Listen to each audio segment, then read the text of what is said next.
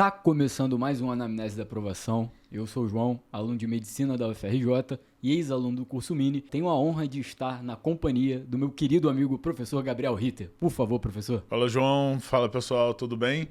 Sou Gabriel Ritter. Me apresentar rapidamente para vocês. Eu sou professor de matemática do curso Mini desde 2015, mas eu comecei a dar aula na minha vida, aula particular, né, desde os meus 15 anos de idade e dava aula como um trabalho mesmo, né, de forma regular. Eu venho de uma família de professores, meu pai tem 9 irmãos, né, com ele 10. Meu pai era professor. Dos 9 irmãos dele, mais 8 eram professores, era um total de 9 professores, é uma família de professores. Então eu até tentei seguir por outro caminho, fazer outras coisas, fazer engenharia, mas a genética berrou, gritou e me jogou de volta para a sala de aula. E cá estou, como você sabe, eu adoro o que eu faço e faço com muito prazer, né? Muito obrigado por topar o convite. Fico muito feliz de estar aqui. E hoje, né, relembrar um pouco das aulas que eu tive com você vai ser uma oportunidade, de verdade. Ou não, né? Vamos ver aí como é que vai ser. Vamos ver se lembro, Vai lembrar.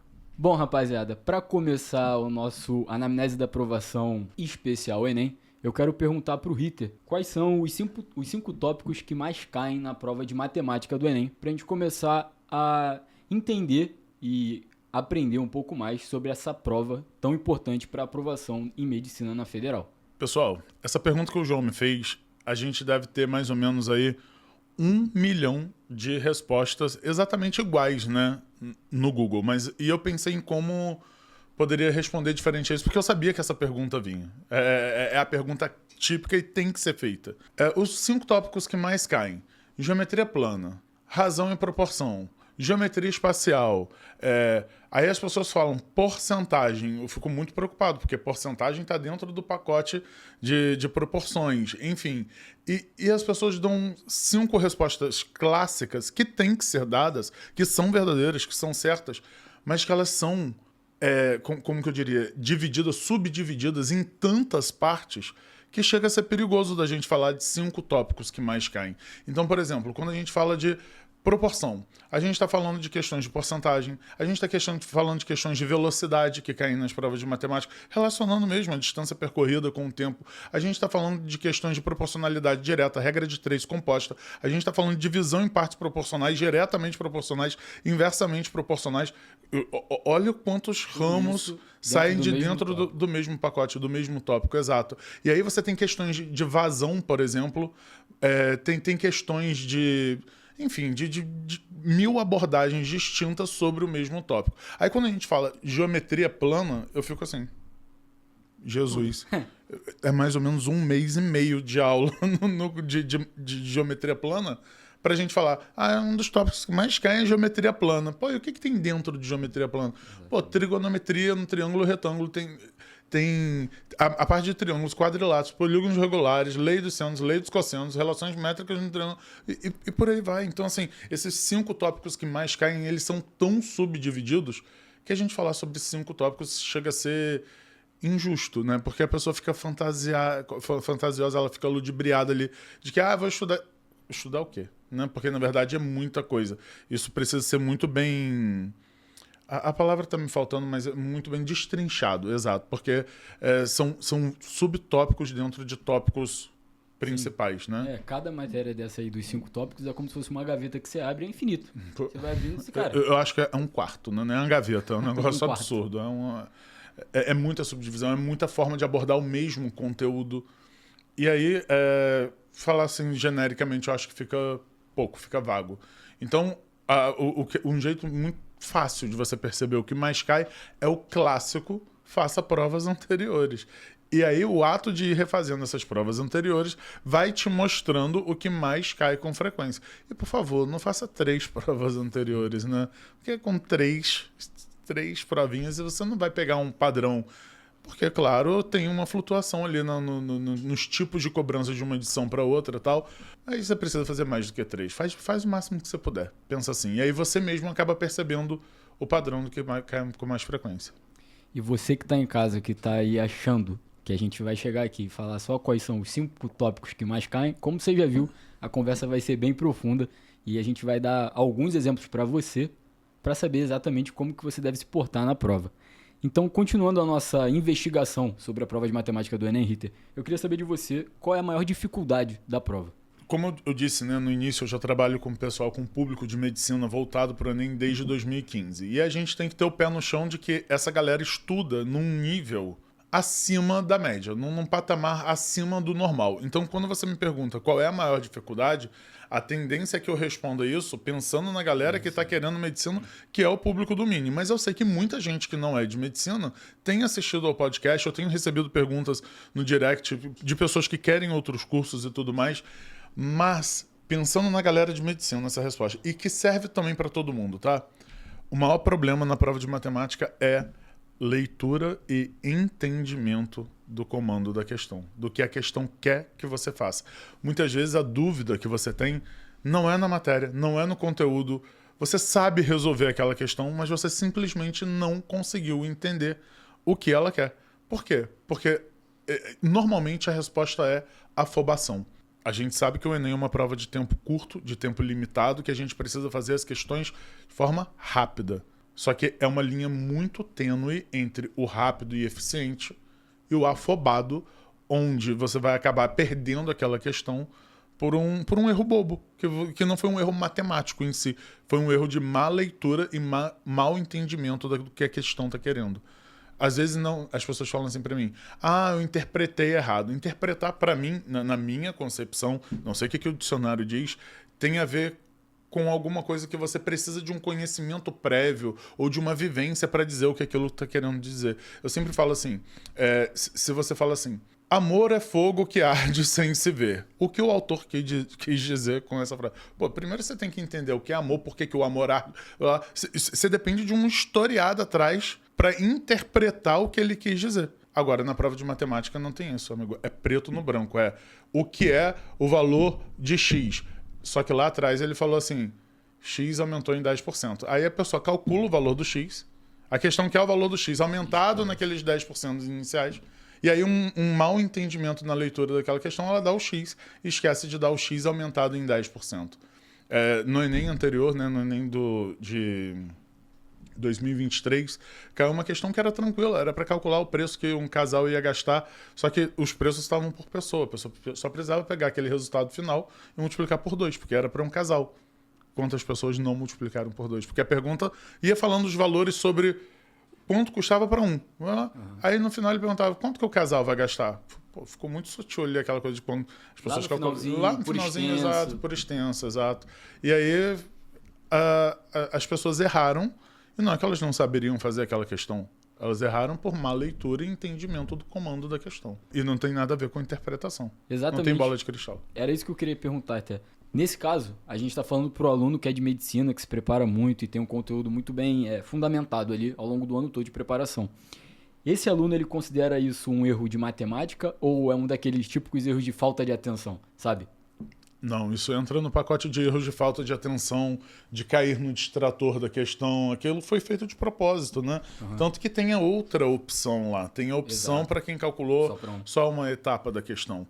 Sempre tem umas respostas intermediárias. Você precisa calcular um X, aí a questão quer que você dobre, bote ao quadrado e some com 5. Mas tem o valor daquele X inicial que você encontrou lá entre as opções disponíveis. É uma resposta intermediária que a gente chama, né? Muita gente acaba marcando. E aí a gente tem que entender. Na verdade, isso é um erro de leitura e entendimento. Não é um erro de matemática, de conteúdo. Eu não tenho como sentar com o aluno e falar assim, vem cá que eu vou te ensinar. Aí é uma questão da gente criar estratégias para ler melhor e entender melhor o que as questões querem. Pô, ótimo isso. Bom gancho que você já puxou. A pergunta que fica para quem está ouvindo a gente é como resolver isso? Você acha que prova antiga do Enem pra caramba, mapear bem essa percepção de o aluno perceber que tá errando isso e marcar bastante quando ele estiver fazendo, sinalizar, cara, tem um vezes 2 aqui, lá no começo do meu texto, tem alguma alteração. É isso que você recomendaria? Grifar, né, durante a leitura do texto informações importantes, principalmente informações que estão atreladas à pergunta final, né? Isso ajuda bastante. E aí você me pergunta assim, fazer prova pra caramba. Isso, para mim, é um ponto-chave. Fazer muitas questões é um ponto muito importante. Mas, para fazer muitas questões, você precisa estar com esse conteúdo bem aprendido, com esse conteúdo bem internalizado, né? Você não tem dúvida na matemática. O problema ali é uma leitura e aplicação. E aí, eu sempre falo uma frase que quem é meu aluno conhece. O trauma educa. Quando a criança erra esse tipo de questão, ela começa a ficar alerta ao mesmo tipo de golpe que outras questões vão querer aplicar nela. E aí, ela já traumatizada daquele outro evento, fala assim, não vou cair nesse evento, nesse golpe. Por quê? De novo, mais uma frase que eu falo sempre, não existe questão nova no vestibular, né? Todas as questões são exatamente parecidas, exatamente iguais, só que com uma outra roupagem. Então, assim, o golpe que uma questão quer te dar, outra questão já te deu lá atrás. Então, o fato de ir fazendo questão, aprendendo, você vai criando malícia, você vai ficando mais esperto, mais atento ao tipo de golpe, né? Vamos chamar assim, né? Num vocabulário chulo, que a gente chamaria de pegadinha, né? Antigamente. E vai te mostrando, vai te dando experiência para enfrentar de novo aquilo que te pegou lá atrás, aquilo que te fez mal lá atrás, que te fez errar lá atrás. E aí você começa a acertar. Isso é uma vivência que a gente tem aí todos os anos. E por isso a gente reforça sempre a importância de fazer prova antiga do Enem e estar em contato com a prova. Rita, eu queria saber de você, qual estratégia que você considera a mais eficaz para o aluno que está ali disputando a vaga de medicina para a prova de matemática? Primeiro, fazer essas questões e ver todas as provas anteriores é o principal comando. Mas eu acho que antes desse comando a gente precisa fazer uma triagem de que tipo de aluno que a gente está falando. Tem aluno que não está pronto para começar a fazer exercícios igual um maluco o dia inteiro, todos os dias, achando que com os exercícios vai aprender. Não vai. Precisa primeiro fundamentar, né? Precisa primeiro construir uma base de conhecimento que não se tem. Muitas vezes o aluno não sabe coisas básicas como somar fração.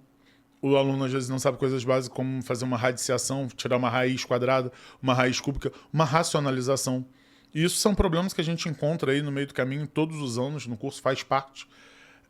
E aí começar a fazer prova sem aprender a matéria é só seguir fazendo a mesma coisa que você já fazia no ano passado. O aluno que faz prova sem estudar, sem aprender conteúdo, me parece que ele está repetindo o não saber dele. E muitas vezes, uma coisa que me incomoda pessoalmente, tá? É uma opinião pessoal. O aluno que quer estudar via questão e não quer assistir a aula. Qual é o grande lance da aula? O que eu falo na aula de diferente do que todos os outros professores falam em suas aulas, sei lá, no YouTube? Né? O grande lance é a gente mostrar para os alunos os nuances das questões, os detalhes, a forma de abordagem, o que o elaborador pensa quando ele vai montar aquele enunciado. E aí o cara que ignora a aula, ignora o professor, o aprendizado, ele vai só seguir repetindo os mesmos erros dele. Porque como que ele vai aprender? Repetindo os erros? Não me parece coerente. E aí, o que eu sempre digo para eles é: tô aqui fazendo a prova de matemática, tô numa casa de acertos, num patamar de acertos, de 24 acertos na prova de matemática. Esse aluno não tem que sentar e fazer a prova. Esse aluno precisa fundamentar conhecimento. Ele precisa fazer uma apostila de PA, uma apostila de PG, uma apostila... E fragmentar esses aprendizados e ir aprendendo um por um depois que ele criar a base, que é o que a gente faz até agora, né, no início de agosto. Aí ele está pronto para começar a fazer muito exercício, porque ele fundamentou a base. E aí o cara pula de 24 para 30 e poucos. E aí ele acha assim, meu Deus, o que aconteceu? O que aconteceu? Você aprendeu a matéria que você não sabia. E aquela coisa da leitura e entendimento também está atrelado ao quanto ele tem de conhecimento. Porque se uma questão, por exemplo, de função quadrática vem falar de valor máximo, valor mínimo, ele precisa, na hora que lê, ele quer o valor máximo, blá, blá, blá. Ele precisa saber que na parábola o valor máximo está linkado ao vértice da parábola. E isso é conhecimento de aula, que ele não vai aprender em nenhuma questão. Não tem nenhuma questão ensinando para ele que o máximo ou o mínimo da parábola ocorre no vértice dela. E por aí vai. Então, assim, fazer questão é muito importante? Depois que você tiver aprendido o conteúdo. Então, se você está no início do ano, a minha recomendação é: aprenda matéria por matéria, na ordem que o seu curso estiver te ensinando. Para com essa coisa de eu vou estudar o que eu não sei. Tudo bem, eu sei que você tem que estudar o que você não sabe, isso é óbvio, isso é o óbvio lulante. Tem que estudar o que você não sabe. Mas se você vai lá e estuda alguma coisa que você não sabe e não assiste a aula daquela semana, você deixa aquilo para trás. Ao passo que se você segue o planejamento do seu curso, você vai ter aquela aula, a próxima e a aula que você não sabe. Ou seja, você vai revisitar todas as matérias com certeza ao longo do ano. Por quê? Seguiu o planejamento. Se o aluno começa a inventar um planejamento próprio, ele vai, não, essa semana eu não quero aprender PA, não. Essa semana eu quero estudar análise combinatória. Tá bom. Aí ele estudou análise combinatória. Será que ele está com o PA bem aprendido? Ao ponto de não assistir aquela aula? A ponto de não fazer aqueles exercícios? E aí fica esse tapa aqui, descobre ali, que eu acho que prejudica muito os alunos. Porque eles ficam nessa ânsia de, vou fazer muita questão, vou fazer questão o dia inteiro, vou fazer 600 questões por semana, igual uma colega nossa que passou aqui outro dia, um beijo, Valentina. E para ela dava certo por quê? Pô, ela tinha uma robustez de conhecimento absurda. Deu certo para ela, vai dar certo para mim. Só se você tiver aquela robustez de conhecimento, é aquilo que eu chamo de bulking de conhecimento, né? Para enfrentar essas questões. Caso contrário, a melhor dica que eu tenho é siga o planejamento do seu curso, seja ele qual for. Tô acreditando nesse curso aqui. Se joga de cabeça, acredita no que eles estão fazendo, porque com certeza o mínimo que eles vão fazer é visitar todos os conteúdos, né? Esperamos isso. Então, aprenda todos os conteúdos na semana. E aí, a partir de agosto, revisão, exercícios e tudo mais. Pô, que aula, hein? Para você que tá aí assistindo a gente. Obrigado por isso, Ritter, de verdade. Vai dar um corte de 10 minutos. Mas agora, indo para a prova do Enem em si. Quando o aluno chega lá naquele segundo dia, abre a prova de Ciências da Natureza e Matemática, qual a sua recomendação? Você acha que o aluno deve começar por matemática? Você acha que ele tem que marcar as questões fáceis e médias, fazer na ordem da prova? O que você diria para esse aluno? Primeiro, eu acho importante dizer que não existe uma regra universal. Isso vai variar de criança para criança, né? Perdão, de adolescente para adolescente, antes que eles briguem comigo. Mas isso vai variar de aluno para aluno. E uma outra coisa que me cansa um pouco das redes sociais, principalmente nessa parte de vestibular, que eu acompanho muito, são as pessoas querendo impor regras oficiais e inflexíveis sobre o que é o melhor.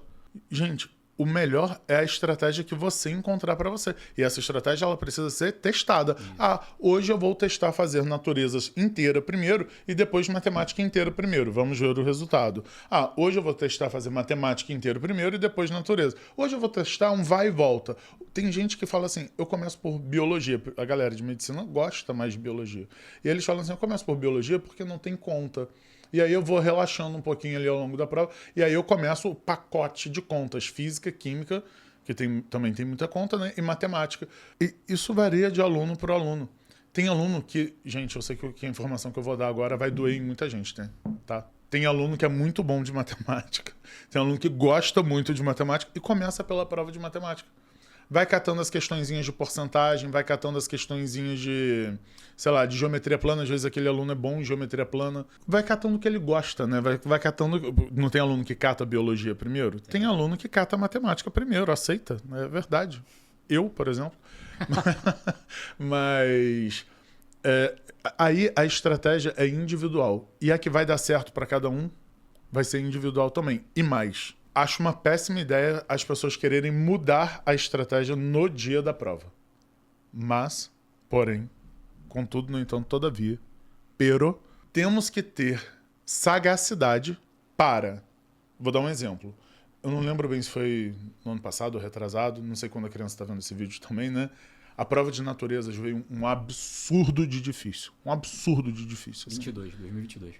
E aí a galera chorou, a prova de física tava... louca.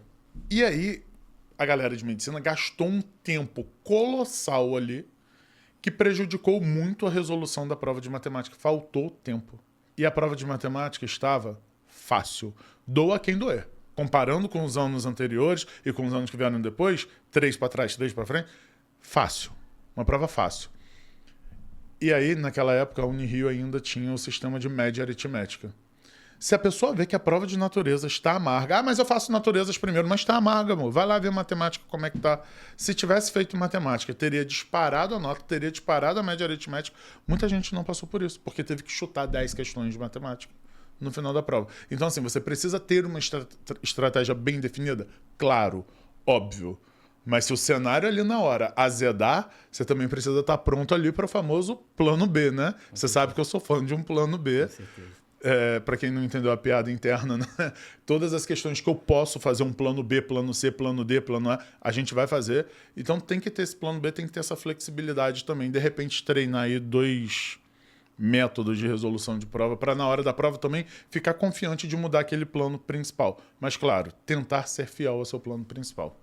E você que está se perguntando quais são as possibilidades de execução da prova, assiste os podcasts antigos aí, vê o que cada aprovado que passou por aqui falou. Com certeza vai ter alguma coisa aí que pode te ajudar para você definir qual a melhor estratégia para você. Isso, gente. Quem puder, realmente assista os vídeos anteriores, né? Os alunos que deram entrevista aqui, porque vocês vão ver que as estratégias são realmente diferentes. Gente que estuda por Anki, gente que estuda por... que é o famoso questionário, né? O nome bonito atual para questionário, né? O nome do aplicativo. Gente que estuda por questão. Gente que faz a prova de redação, aquele dia que eu quase enlouqueci aqui, partido em 3 etapas. São estratégias louquíssimas, enfim, mas que no final das contas deu certo. Eu estou dizendo que uma é melhor do que a outra? Não. Você vai ter que ver qual se adapta melhor para você. Agora você que está aí fazendo o seu cardio e ouvindo a gente, queria um minutinho da sua atenção. Olha para a tela do seu celular, para a tela da sua televisão, do seu computador, porque neste momento o professor Gabriel Ritter vai resolver algumas questões que são a cara do Enem e a gente vai conseguir trabalhar ainda melhor essa conversa que a gente está tendo aqui, exemplificando para você como resolver cada tipo de questão que foi muito bem selecionada. Minha gente, a primeira coisa que eu quero falar antes da gente fazer essas questões, né, comentar essas questões, eu não sei se é um comentário, se é um protesto, se é uma reclamação. Uma coisa que me incomoda muito, né, e assim... Hoje os alunos, no início, os alunos são mais relutantes, porque estão conhecendo ainda, enfim, mas aí eles entendem o que a gente está querendo dizer. O que um aluno tem que fazer no Mini?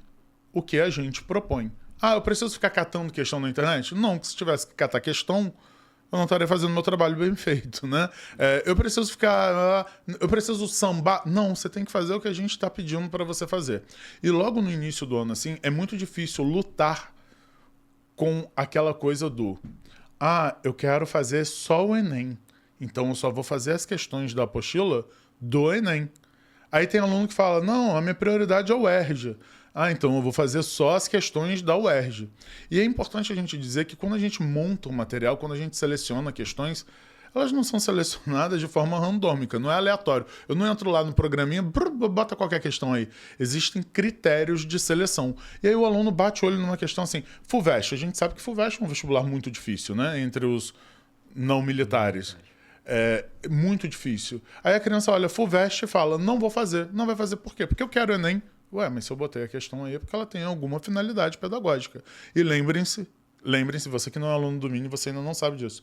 Não existe questão nova no vestibular. Se aquela questão está lá, é porque ela tem uma finalidade. E hoje nós vamos comentar questões do Enem e questões que não são do Enem, para vocês entenderem a similaridade que existe entre as abordagens, mesmo em provas diferentes. Beleza?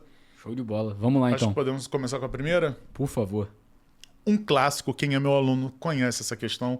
João, quando leu o início do texto, quase chorou aqui, porque deu gatilho nele. Ele até puxou um remedinho ali e falou assim, ela de novo não. Pô, essa questão aí, caraca, porque filho. É um clássico. Vamos lá? Eu lembro dessa, hein? Todo mundo lembra, essa é inesquecível, né? Porque ela é uma questão chave, ela é uma questão que vai se tornar referência para outras questões que abordam o conteúdo da mesmíssima forma, apenas com outro texto, tá? Então é o seguinte, gente. 95% da massa de uma melancia de 10 quilos é constituída por água. A fruta é submetida a um processo de desidratação que elimina apenas água, até que a participação da água na massa da melancia se reduza a 90%. A massa da melancia, após esse processo de desidratação, será igual a... É o seguinte, ele perguntou qual é a massa da melancia depois de desidratar. E se vocês observarem, no enunciado ele fala que a porcentagem de água inicialmente era 95%, e depois de desidratar, a quantidade de água virou 90%. Quando a gente fala de porcentagem, a gente tem um sinônimo muito bonito para porcentagem, que é valor relativo. A porcentagem ela é dada em relação a um outro valor. é um valor comparativo. Quando ele fala 95% da massa da melancia é água, a melancia estava com 10 quilinhos. Quando ele fala 95% da melancia é água, ela não tinha mais 10 quilinhos. Ou seja, 95% de um outro valor. E aí a minha sugestão é que você faça uma análise do antes e do depois para não se confundir, tá? E reparem o seguinte, essa questão o tempo inteiro ela está falando de quem? Da água. A melancia é composta de água e por um resto, polpa, caroço, sei lá, casca. E fala, a água 90%, a água desidratou, a água... E ela tá chamando a sua atenção para a água, para quê? Para você esquecer de quem? Do resto. E aí você pensa comigo, se 95% da massa dessa melancia é água, o que não é água? Todo o resto, todo o complemento para totalizar 100%, né? Então, 5% desses 10 quilos, né, vão ser o resto. Quanto que é 5% de 10 quilos? O aluno do vestibular faz essa conta o tempo inteiro. 5 sobre 10 vai dar meio quilo. Então a questão desvia a nossa atenção do que é fixo. Ela chama a nossa atenção para a água, que inicialmente correspondia a 95% de 10 quilos e passou a corresponder a 90% de uma outra quantidade, de uma outra massa que eu não sei qual é. E desviou a nossa atenção de quem? Daquilo que é fixo. O que é fixo? O resto. Polpa, caroço, casca. Então, inicialmente, pensa comigo, 95% da melancia era água. Se 95% da melancia, da massa da melancia, era água, o complemento, o que falta para a gente fechar 100%, 5% da melancia, era correspondente a esse resto. Então, eu vou anotar aqui, tá? O resto, o que sobra, né, o que não é água, corresponde a 5% da massa da melancia. Um aluno de vestibular nem arma essa conta, né? Ele já pensa 10% de 10 quilos, 1 quilo, 5% metade, meio quilo. Então, esse resto, do antes para o depois de desidratar, ele permanece o mesmo. Porque não perde esse resto, não perde casca, não perde polpa, não perde caroço, não perde nada além de água. E aí quando ele fala, a água agora, nesse processo pós-desidratar, corresponde a 90%, esse resto que sobrou é o complementar. E corresponde a quanto? 10% do que sobrou, né? Então a gente pode equacionar isso direto dizendo assim, olha, 10%, um aluno de vestibular nem faria essa conta, tá? 10% da nova massa da melancia, eu vou chamar de M', corresponde a meio quilo. Simplificou aqui, cortou um zero. Qual é a nova massa da melancia? 5 quilogramas. E aí tem essa opção lá na letra C. Um aluno de vestibular ia pensar assim, 10% da massa tem meio quilo, então 100% pega 10% e multiplica por 10. 100% vai ter meio quilo multiplicado por 10, que seria os 5 quilos. Tudo bem? Tudo ótimo. Então, essa primeira questão é uma questão da FUVEST, que fala aí sobre uma porcentagem, primeiro antes de desidratar e depois de desidratar. Essa questão na nossa apostila, né, ela precede a questão que vem agora, que a gente vai fazer junto com vocês. Prestem atenção na próxima questão. A próxima questão, de onde é? Enem. Enem. Ah, mas eu só quero Enem, só vou fazer as questões do Enem. Então, eu quero que vocês prestem bastante atenção. Um tanque está com 100 litros de um líquido constituído de 80% de água e 20% de impurezas diversas e vai começar a receber um tratamento químico de despoluição. Às vezes é um tanque com água e impurezas, às vezes é uma melancia com água e outras coisas. Mas seguindo. Só muda a roupinha, né? Após passar pelo processo de purificação, a água será armazenada em um reservatório à parte. Ele vai jogar a água para fora, para algum lugar. Para onde? Não sei. A água vai sair. Desidratar. Famosa melancia desidratando, né? Em dado momento, o volume de água purificada no reservatório, ele não foi jogando essa água pura para esse reservatório, indica que naquele tanque inicial, 50% do líquido restante era água. Pô, gente, pelo amor de Deus. A melancia, quando desidratou, ficou com 90% de água. Esse tanque, quando desidratou, ficou com quanto? 50% de água. É a mesma questão, com números diferentes, né? E aí ele pergunta assim, no reservatório, que é onde ele está jogando essa água limpa, o volume de água em litros é igual a... Vocês veem que ele fica falando da água, da água, da água, da água, da água. O que essa questão do Enem está fazendo? Está chamando nossa atenção para água. Tem resolução usando a variação da água? Tem, só fica muito pior. Agora pensa comigo, o que não mudou de antes para depois? Vai, João. A impureza. As impurezas, tá vendo? Tô Tem voando. quantos anos que você acabou? 5 anos já. 5 anos? Aí, ó, tá atento ainda, né? Então, se dos 100 litros, 80% eram água e 20% impurezas, gente, um aluno de vestibular também não faz essa conta, né? Quanto que é 20% de 100? Tomara que vocês façam essa conta de cabeça, né? 20 litros. Isso aqui é a impureza. Mudou a quantidade de impureza? Não. Continuou com 20 litros após desidratar, após passar essa água limpa para o reservatório. E aí ele fala que depois de desidratar, no tanque tem 50% de água. Pensa contigo. Se a água corresponde a 50%, a impureza vai corresponder a quanto? Também 50%. A famosa metade, né? Então, o reservatório inicialmente tinha quanto de água? 80% de 100. Também conhecido como 80 litros de água. Era o que tinha de água antes. Agora tem quanto de água? Se a impureza corresponde a 50%, que é a metade.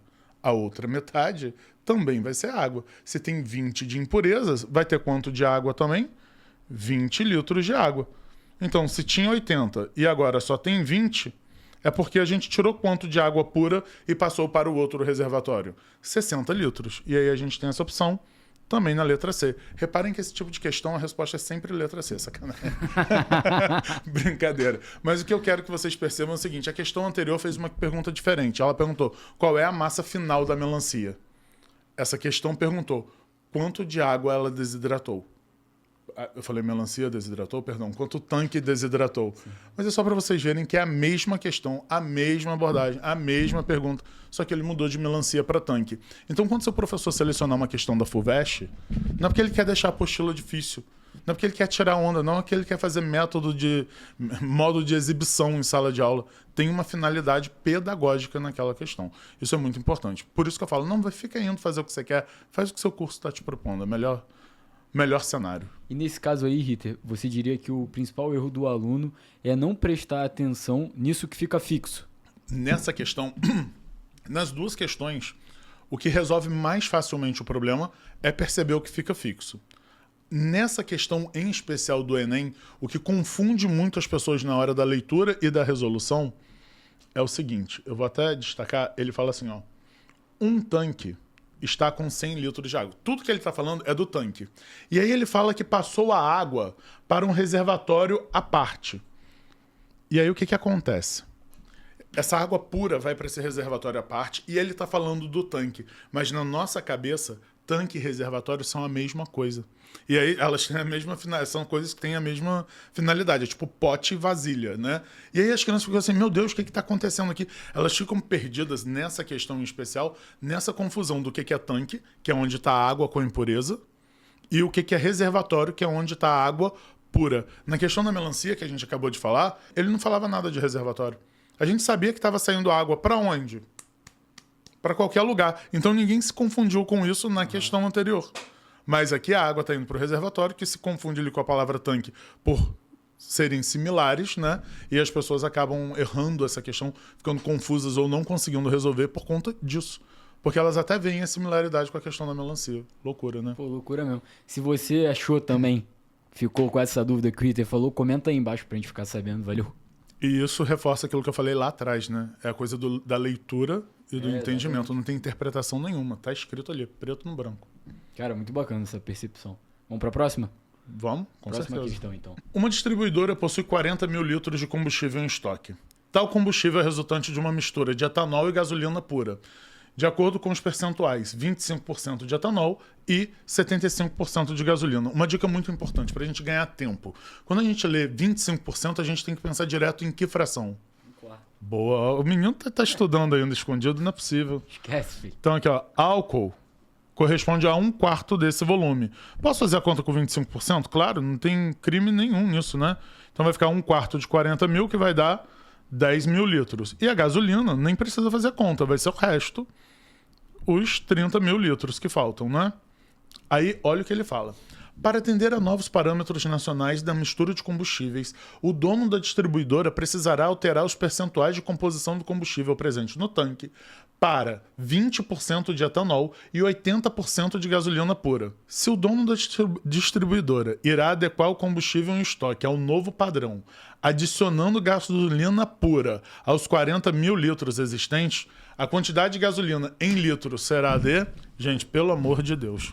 Espero que todo mundo esteja vendo uma melancia composta agora de gasolina e etanol. E aqui ele não vai desidratar a melancia, ele não vai tirar a água da melancia, ele vai adicionar gasolina pura. Ou seja, é uma questão de mudar o sinal. Mas ele tá falando aí, ó, vai adicionar gasolina pura. Tá falando da gasolina... Chamando atenção pra gasolina. Belíssima. E te tirou a atenção de quem? Do álcool.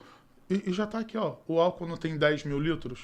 E isso não vai corresponder a 20% da mistura no tanque? O tanque inteiro, então, para isso virar 100%, multiplica por 5. 100% do tanque, multiplica esse volume por 5 também. 50 mil litros. Aí pensa contigo. O tanque inicialmente tinha 40 mil litros. Agora tem 50 mil litros. É porque a gente adicionou quanto de gasolina pura? 10 mil litros. Que isso, o pessoal tá voando. Letra B. Olha só. Ih, falhou, hein? Aquela da letra C falhou. Mas isso, eu gosto muito dessa questão, porque ela é mais do mesmo. Ela é exatamente igual à outra. E as crianças ficam meio desesperadas. Essa questão, muitas vezes, ela é classificada como uma média para difícil pela maioria dos alunos. E aí eu fico pensando assim, se fosse numa aula de química e o professor fala, numa solução tem 75% de gasolina e outra solução tem 80% de gasolina. Quantos litros de gasolina tem que adicionar? Gente, isso não é mistura de soluções. Só que uma está com concentração de gasolina de 75%, a outra está com concentração de gasolina de 100%, que é gasolina pura, mas é o bom e velho C1V1 mais C2V2 igual a CFVF. Não dou aula de química, se eu estiver falando alguma merda, é só me corrigir. Mas é ou não é a mesma questão? E aí em química você teria até uma fórmula para isso. Mas quando está na prova de matemática, a galera entra em parafuso e não consegue nem ver a similaridade. Porque é uma mistura de soluções que está acontecendo aqui. Foi? Boa, muito boa. Porra. E do Enem também, tal... Para vocês verem que a questão caiu na FUVEST, né? Adivinhem só, tem questão disso na UERJ. Adivinhem só, tem questão disso na UFPR. Adivinhem só, tem questão disso em tudo que é lugar. E calma, essas do Enem que estão aqui são só algumas das várias deste mesmo modelo que já caíram. Então, tem que ter essa percepção de similaridade. E como que tem essa percepção de similaridade entre as questões, entre as cobranças? Fazendo exercício, né? Caraca, Ritter. Pô, essa análise é muito boa, de verdade.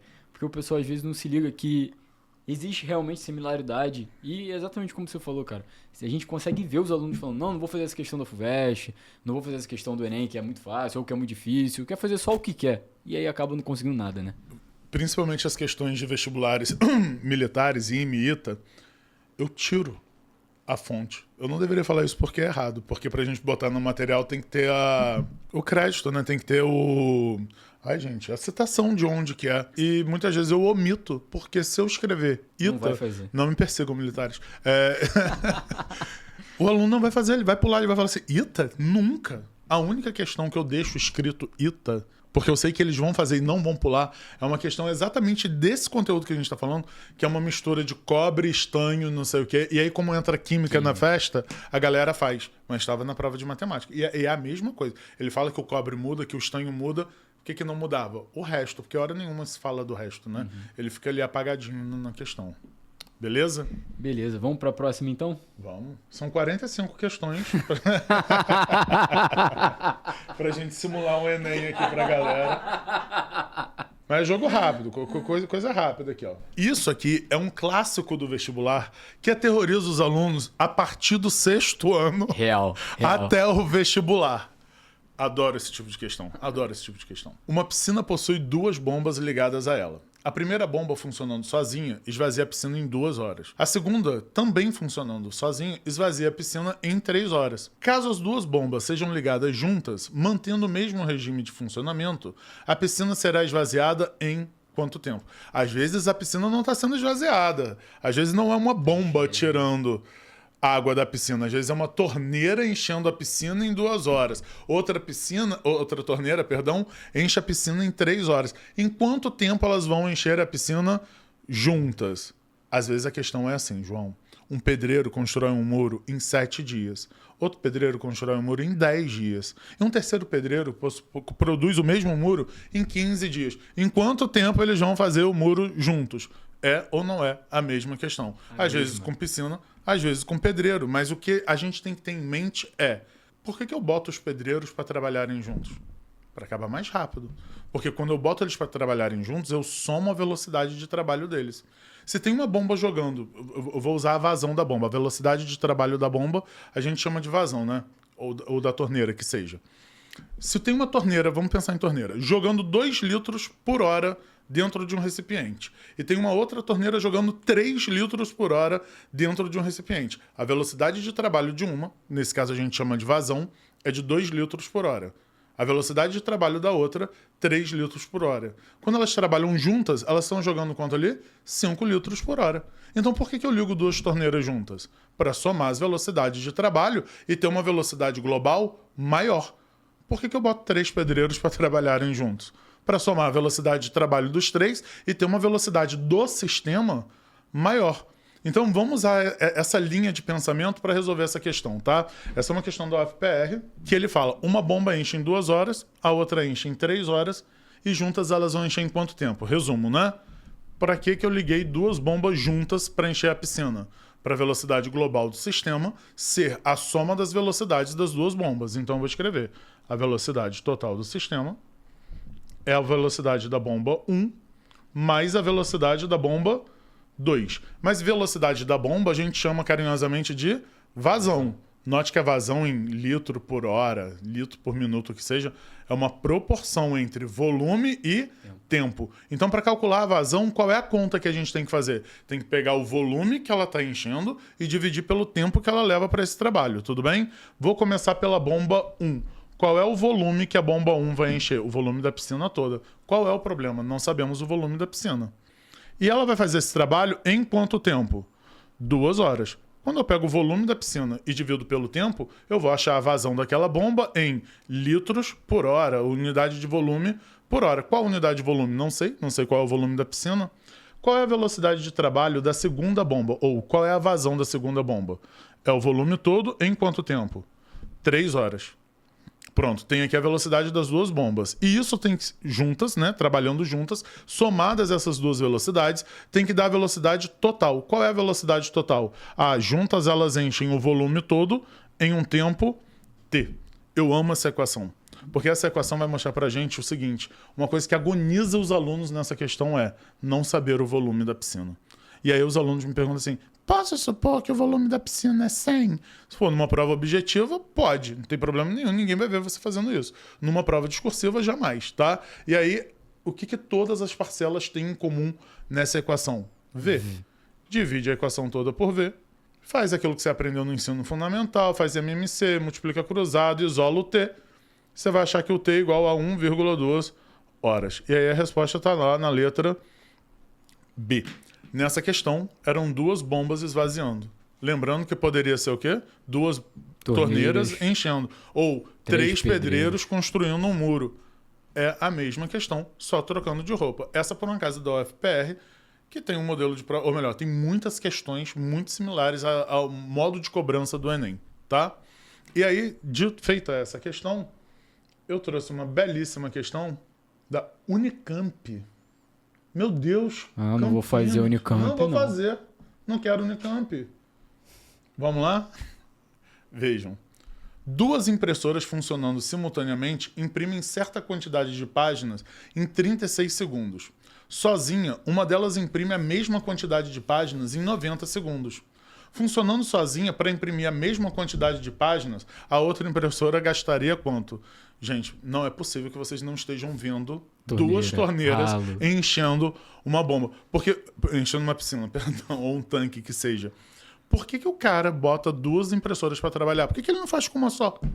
Porque 2 trabalhando juntas vão trabalhar mais rápido. Porque quando ele bota as 2 para trabalhar juntas, ele soma a velocidade de trabalho das impressoras.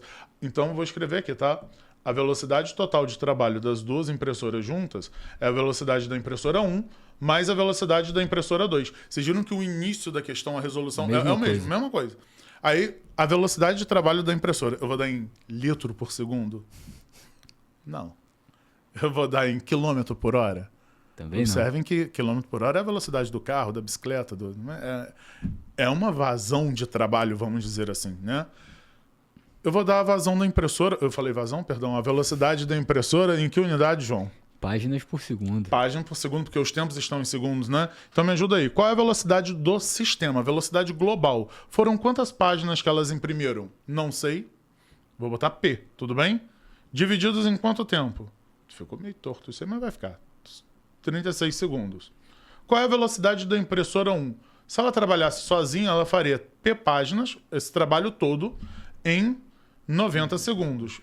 E a velocidade da última impressora? Ela faria todas as páginas em quanto tempo? É essa a pergunta. Meu amor, se você não está vendo a similaridade dessa equação com a que a gente montou ali em cima, eu não sei mais o que fazer.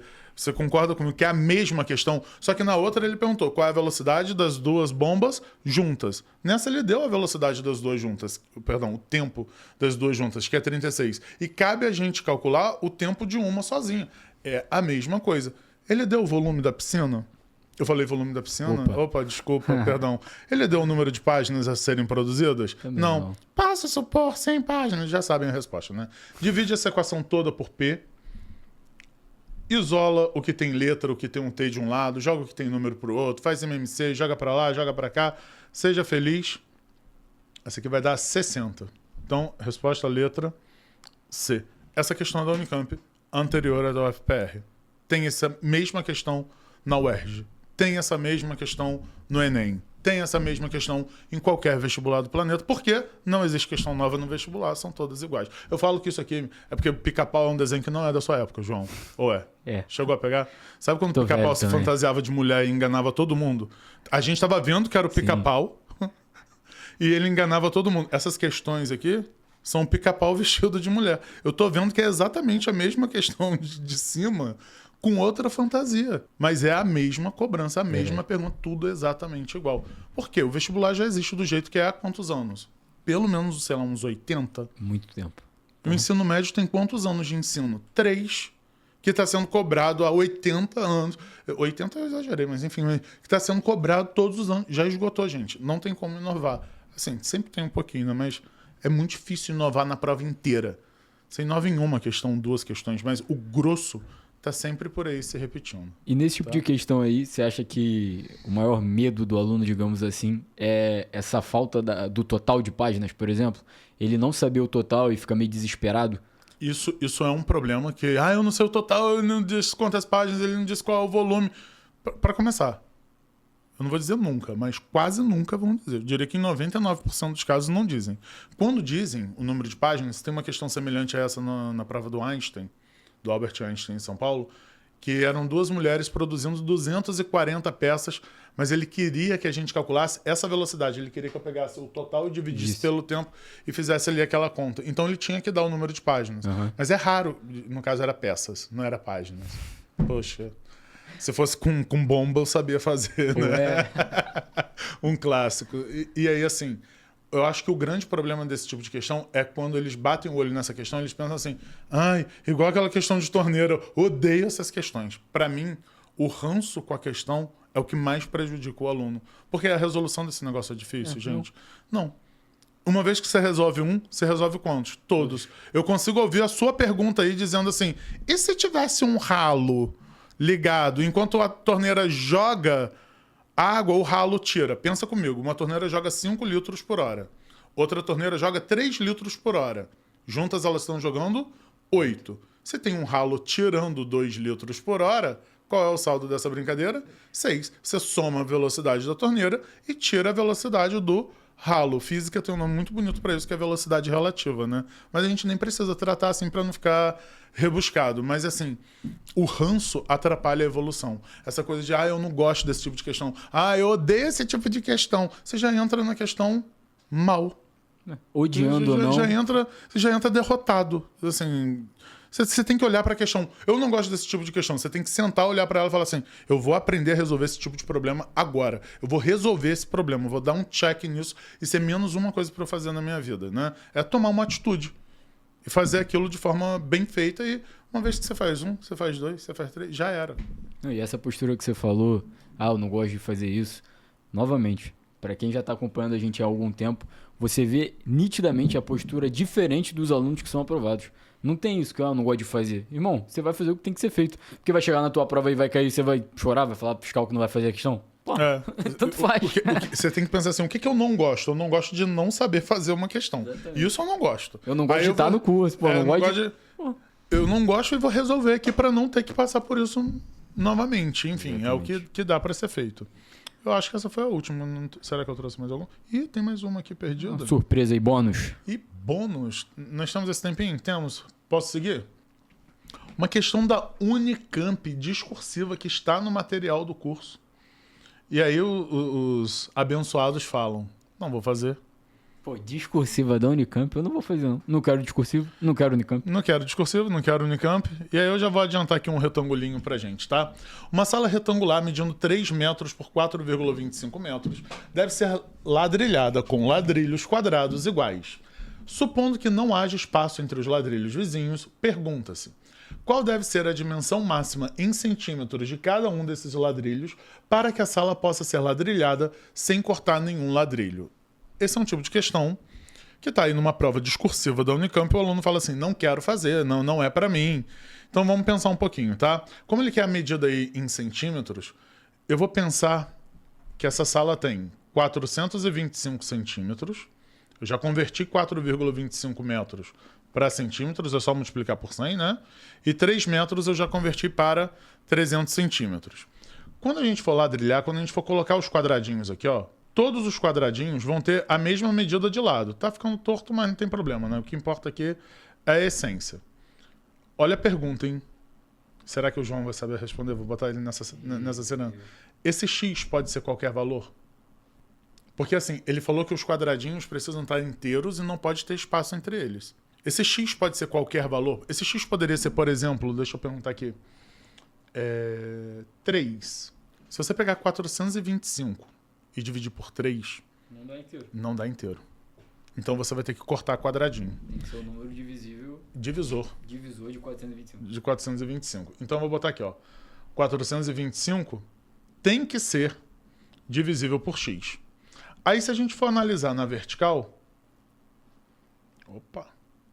eu também vou dividir esse 300 em quadradinhos que tem o lado medindo quanto? X. Esse x pode ser qualquer valor? Não. Esse x tem que ser um divisor de 300 para o número de quadradinhos dar inteiro. Senão eu vou cortar quadradinho. Então pensa comigo. O x é um divisor de 425 e o x é um divisor de 300. O x é um divisor comum a esses dois números. Mas a questão é que é qualquer divisor comum. Por exemplo, 1 dividiria 425. Eu poderia botar quadradinhos de lado 1. Era só botar 425 quadradinhos. E 1 é divisor de 300. 1 serviria? 1 seria um divisor comum? Sim. Mas o que ele pediu aqui pra gente? Qual deve ser a dimensão máxima? Ou seja, ele não quer qualquer x. Ele não quer qualquer divisor. Qualquer divisor comum, perdão. Ele quer o maior divisor comum. Também vulgarmente conhecido pela alcunha de MDC. A tia do 7º ano gritou no seu ouvido agora, hein? MDC entre 425 e 300. Se a gente fatorar usando apenas os fatores em comum, né, a 425 e 300, os dois são primeiro divisíveis por 5. 425 dividido por 5, quanto é que dá de cabeça? Você gosta de dividir por 5, João? Não. Eu divido por 10, que dá 42,5. Eu multiplico por 2. Perfeito. Aprendi com então, você. 85. E 300 dividido por 5 vai dar 60. Divide mais uma vez por 5. São ambos divisíveis por 5, né? E aí, 85 por 5 vai dar 17. E 60 por 5 vai dar 12. Ainda existe divisor comum para 17 e 12? Não. Então morreu a conta, né? O MDC entre 425 e 300 vai ser 5 vezes 5, 25. 25. Então, qual é o maior lado que o quadradinho x pode ter? 25. É o MDC. Entre esses dois lados, 425 e 300. Essa foi a pergunta da letra A. Eu vou fazer a letra B só porque a gente já está aqui, tá? Mas não era o que eu queria nessa questão. Que ele pergunta assim, quantos desses ladrilhos são necessários? Na horizontal vão caber quantos ladrilhos? Pega 425 e divide por 25. Olha que coisa linda de Deus. Já fez, né? 425. Ó, fez até um coração. Dividiu por 5 e dividiu por 5. O que você fez? Você dividiu por 25. E aí isso vai dar 17. Então, na horizontal, eu tenho 17 quadradinhos na primeira linha. E na segunda linha, mais 17. E na terceira, mais 17. 17 quantas vezes? Aí você vai ver na vertical. 300 dividido por 25, a conta já está feita. 12. Então, eu tenho 17 da primeira linha, mais 17 da segunda. 12 vezes. Perfeito. 17 vezes 12. Eu faço 17 vezes 10, que dá 170. 17 vezes 2 dá 34. Com 170 vai dar 204 quadradinhos. Foi resolvida a questão? Todo mundo entendeu? Se não entendeu, tem que se matricular. Para me perguntar depois com mais calma. Espero que sim. E aí eu quero mostrar para vocês essa questão da Unicamp discursiva. Exatamente. Unicamp, o aluno já não quer fazer. Discursivo. Discursiva, ele fala, vou fazer não. Aí ele chega aqui, ó, UERJ 2022. A Wipala é uma bandeira com 7 cores, símbolo não só dos povos originários da região da Cordilheira dos Andes, como também de sua filosofia. A simetria observada na bandeira representa a igualdade dentro do sistema comunitário andino. Considere uma bandeira retangular de 272 centímetros por 416 centímetros de largura. Então, 416 e 272. Que também foi confeccionado com pequenos quadrados congruentes o quê? De mesma medida, iguais, né? De modo que não ocorre sobreposição ou espaço entre eles. Ou seja, é tudo quadrado inteiro, não está sobreposto, não tem corte nesses quadrados, né? O número inteiro que representa a medida do maior lado que esses pequenos quadrados podem ter em centímetros é... Eu adoro aluno que pula a questão. Porque... Caraca, é a mesma coisa. É a mesma coisa. Só que em vez de ladrilhar a sala, ele está ladrilhando a bandeira. Não é ladrilhar, né? Porque não são ladrilhos, mas são quadradinhos.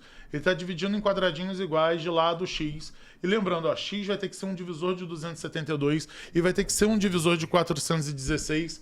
E ele quer qualquer X? Ele quer qualquer divisor de 272 e 416? Não, ele quer o maior lado que esses quadrados podem ter.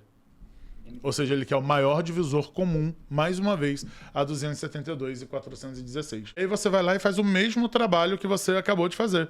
Qual é o MDC entre 416 e 272? Faz uma fatoração usando apenas os fatores em comum.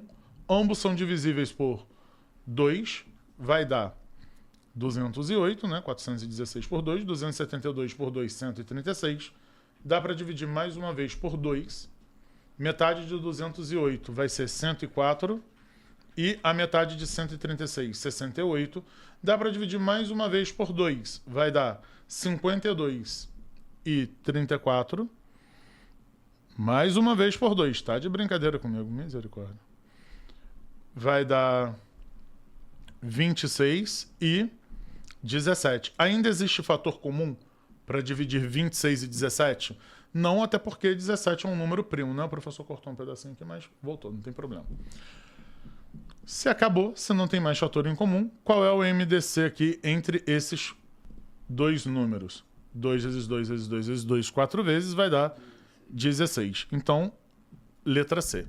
Outra pergunta que ele poderia ter feito. Quantos quadradinhos com a maior medida possível vai ter nessa bandeira, né? Aí eu teria que fazer 26 vezes 17. Ele poderia perguntar, aí seria uma pergunta muito maldosa, hein? Qual é o número mínimo de quadradinhos que a gente pode ter? É 26 vezes 17. Por quê? Porque o número mínimo de quadradinhos vai acontecer quando esses quadrados forem o quê? Enormes. E aí, essa pergunta é muito maldosa porque ele te pergunta qual é o número mínimo de quadradinhos? E o que você tem que calcular? O máximo divisor comum. Porque você pensou para o número de quadradinhos, para a quantidade ser mínima, A medida de cada lado precisa ser máxima. Aí você torna a questão mais difícil. Você bota um degrau a mais nela, mas é uma pergunta muito comum. Tem outras fazendo isso por aí. Pô, muito bacana, cara. Pô, obrigado, Ritter, por trazer essas questões aí pra gente. Tem mais alguma aí? Não, foram essas mesmo, mas assim, o que eu queria mostrar para vocês é a coisa da similaridade entre as questões. O quanto estudar é importante e reforçar aquilo que eu estava dizendo no início. Vamos supor que você não saiba MDC. Aí você pega a primeira questão da Unicamp e você erra. Vou estudar por questão, tá? Não sei matéria não, vou estudar por questão. Você pega a primeira questão, você erra. Quando você pegar essa, o que vai acontecer? Você vai errar de novo. E aí você vai colecionar erros. E quando você coleciona erros e que você não vê melhora, que você não vê progresso, isso traz tristeza, isso traz frustração, desânimo. Você fica desacreditado. Então, antes de sair fazendo exercício igual um maluco, incorpora esse conhecimento, aprende mesmo a matéria. E aí, depois que tiver bem aprendido, a gente entra fazendo muitas questões. Porque o que não falta na internet é questão, né? E o aluno começa a ficar até com aquele ranço da matéria que você falou. E ele nem sabe de onde vem esse ranço. Ele mesmo está cultivando esse ranço e não está prestando atenção nisso. Então... E uma coisa que você é testemunha ocular, né? É muito legal quando você começa a entender as questões e aí no futuro vocês vão falar assim, igual a questão da bandeira. Exatamente. Aí você tá fazendo ali uma questão, você fala assim, melancia. As pessoas falam isso no curso o tempo todo, a formiga, e por aí vai, né? Porque você começa a ver similaridade e você lembra da questão base que te ensinou a fazer todas as outras daquele modelo, né? Muito legal isso. Muito mesmo. Ritter, faltando tão pouco para a prova do Enem, o que você acha que o aluno deve fazer? Ou, se você preferir, o que você acha que ele não tem que fazer? Então, João, olha só, depende de quem está assistindo esse vídeo, né? Se a pessoa está assistindo esse vídeo e fala assim, quero começar a estudar para medicina, eu acho que o primeiro passo, assim, é dar uma ligada pro Alex, pra Ana, mandar uma mensagem, reservar a vaga pro ano que vem, porque a gente tem poucas vagas, como todo mundo sabe, e vir estudar com a gente. Vai ser um prazer ter vocês aqui. Mas se a pessoa já está na batalha, já está estudando, dependendo do pouco que falta, né? Porque às vezes o pouco é relativo. Tem gente que olha para 3 meses e fala assim, meu Deus, tá em cima da prova. Há 3 meses da prova eu penso, meu Deus, ainda tem muito chão para essa prova. Com 3 meses dá para você mudar resultados. Com certeza. E aí eu digo o seguinte, se você estiver muito pertinho da prova, tá assim, a 1 mês da prova, eu acho que o grande lance é você revisitar questões que você tem ranço, que você não quis aprender direito e que você sabe que aparecem com frequência. Tirar aquele ranço da análise combinatória que todo ano tá lá. Tirar aquele ranço da função quadrática que todo ano tá lá, só faltou uma vez. Tirar aquele ranço das questões de escala que todo ano estão lá.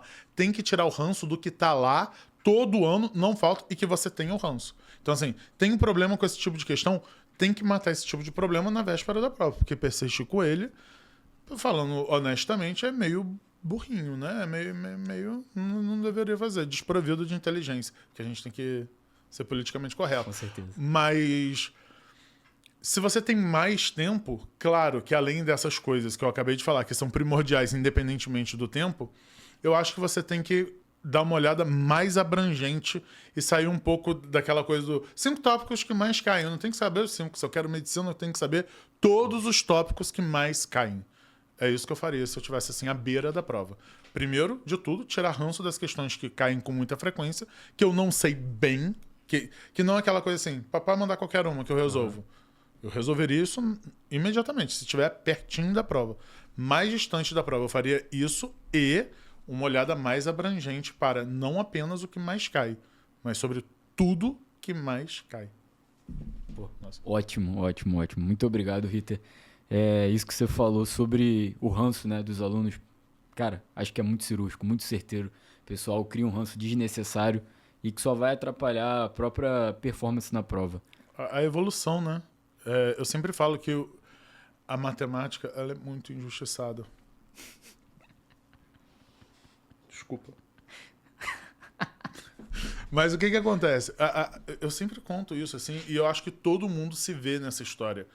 Você pega uma criança de 8 anos, ela chega na festa da família, e aí as pessoas vão conversar com a criança assim, e a escola, o que você gosta? Aí a criança fala, matemática. As criancinhas gostam de matemática. Inicialmente, todo mundo gostava de matemática. E aí vem aquele primo e já fala assim, você vai ver quando você chegar no 7º ano, que você começar a aprender o X, que as coisas ficam difíceis. E aí eu acho que começa ali, eu não tô brincando, a se criar uma barreira de, em algum momento a matemática vai ser difícil, em algum momento ela vai ficar impossível, em algum momento eu vou deixar... Sabe, aquilo vai sendo incrustado na cabeça das pessoas a vida inteira, porque por repetição.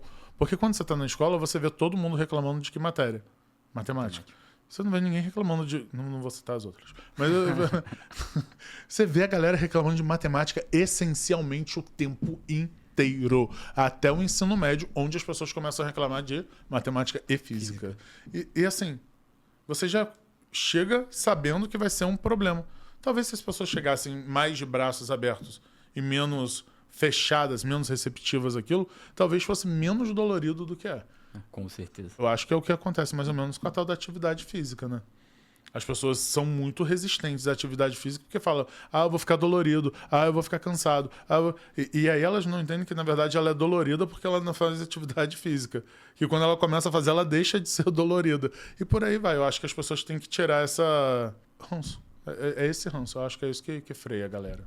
De verdade, muito obrigado por ter topado essa aula aqui, né, que você forneceu pro pessoal. Tenho certeza que você que está aí em casa aproveitou, pôde aprender bastante e tá mais próximo agora da tua aprovação, se Deus quiser. Ritter, deixa um recado final aí para os alunos que estavam assistindo, por favor. Eu acho que o grande segredo é a persistência. Você não só persistir, mas persistir de forma inteligente, avaliando quais são as suas atitudes, o que você está fazendo que está dando certo e continuar com aquilo, avaliar o que está dando errado e mudar aquilo. É ser inteligente ao ponto de filtrar o que te faz bem e o que te faz mal no seu entorno. Eu vou dar exemplos. Tem gente na internet falando assim, isso eu até peguei e mandei para um amigo meu. O cara falava assim, não estude por flashcards, não sei o que, blá, blá, blá, blá. Flashcard coloridinho não dá futuro. E aí eu voltei uns posts anteriores da pessoa, fui vendo, né? E tinha assim 1 milhão de seguidores. E aí eu fui ver, aí ele mostrando o quarto dele, cheio de flashcard colorido, pendurado na parede. Gente, não caiam no sensacionalismo, caiam na real. É isso, caiam na real. Tomem as rédeas do processo, tomem as rédeas da sua vida, seja controlador, seja... A palavra bonita para isso é calculista, mas é uma palavra muito estigmatizada, coitada. Mas seja calculista, planeje, organize, veja o que está dando certo, o que está dando errado, faça planos. E é isso que vai te levar ao resultado que a gente quer, que é passar no vestibular, né? Porque seguir o fluxo, seguir a maré, não vai, né? Já diz a música, camarão que dorme, onda leva. Que isso, né? Fez referência. Um abraço aí pro Zeca Pagodinho que tá ouvindo a gente também. Bom, muito obrigado, Ritter, novamente pela participação. Nada, que isso. Um beijo, Zeca. Bom, você que tá aí em casa, já sabe, né? Quer se preparar com esse nível de detalhamento, de profundidade pro vestibular, manda uma mensagem no nosso WhatsApp, fala com o Alex, com a Ana Paula e venha fazer parte da família. Fique atento às nossas redes sociais, lá no Instagram, @CursoMini. Nessa reta final pro Enem, a gente vai soltar muito conteúdo para te ajudar a criar a melhor estratégia possível para sua prova e várias dicas para o momento que você estiver lá na hora do vamos ver. Show de bola? É isso, rapaziada. Esse foi mais uma anamnese da aprovação. Fiquem com Deus, um abraço, até mais. O Mini somos nós.